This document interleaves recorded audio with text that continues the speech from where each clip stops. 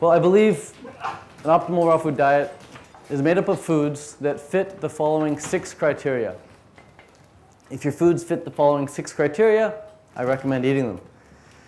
Is it actually raw? Otherwise, what are the consequences of eating it? So one of the foods I do eat that, or not really eat, but one of the sources of calories that I do consume from time to time is pasteurized juice. I will consume some pasteurized orange juice or pasteurized apple juice. And I do that if I'm desperate, if I don't have any fresh fruit around. Because I personally don't see any negative consequences to having it. I don't feel addicted to it. I don't feel sluggish afterwards. So it's one thing that I let slide. But otherwise, if it's not actually raw, there are going to be consequences for me. Next up, does it taste great? Does it taste great? If it's raw but it tastes like crap, like wheatgrass juice, you don't need to drink it.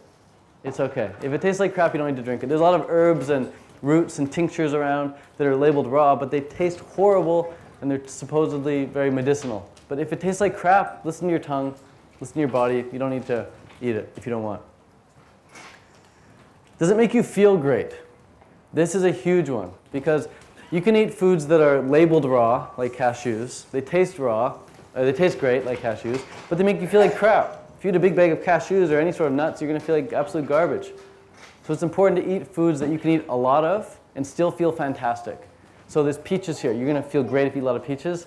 Watermelon, you're going to feel great if you eat watermelon. I ate nothing but melons for 11 days. I felt fantastic. There's bananas you're going to feel great on. What else did we have last night? We had zucchini. We had that soup porridge thing that was really good. Tomatoes. Right? We can eat lots of these things and feel fantastic. And they taste great in the raw, natural form. It's all good. Can you rub it into your skin? This is a huge one. This will tell you how digestible it really is. So just for an example, here we have a carrot. When people think of a raw food diet, they typically think of kale and carrots. Just hard foods that don't really digest that well. And the reason you want foods that rub into your skin is because your intestines is where your food goes. Food goes into your intestines. And if it can't get absorbed by the villi, if it can't get sucked into the intestinal walls, it can't get absorbed through there, it's not going to really get into your bloodstream. You're going to poop it right back out. So if you looked at your poop this morning, a lot of you might see some corn in there from last night because the corn didn't really get absorbed through the intestinal walls. It just got flushed right through. So you want to eat soft baby foods like bananas. Because carrots, you can hear this, don't really break down. You can't really rub this into your skin. Right? It's really hard to do. And if you took like a bunch of walnuts or something and tried to rub walnuts in your skin, you probably start bleeding. This cuts you up. But with a banana, a ripe banana, you can take just a bit of ripe banana on my fingers here. Do it with any fruit even, peaches, watermelon, whatever. I can make this banana disappear, rub it into my skin, and it's gone. It's good to go. If a food can get rubbed into your skin, it's optimal. Baby food is food you'd feed your baby. It's food you want to make a staple in your life. So eat foods that rub into your skin. Lastly, was it sprayed with toxic chemicals or was it organic? This is huge because you can eat amazing tasting food. It looks great, it's raw, you can eat lots of it, you feel great, you can rub into your skin. But if it's sprayed with toxic chemicals that you can neither see, nor smell, nor taste, there's going to be some consequences in the long term.